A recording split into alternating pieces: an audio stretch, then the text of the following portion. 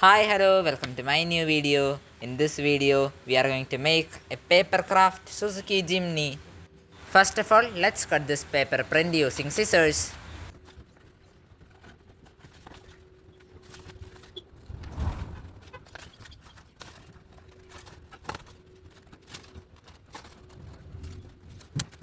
Now let's fold the area to apply gum.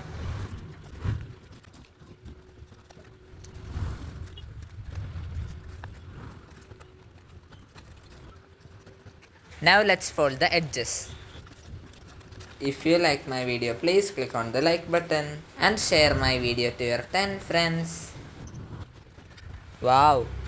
Now let's apply gum over this cut piece. We have pasted it on cardboard. Then fold the edges again.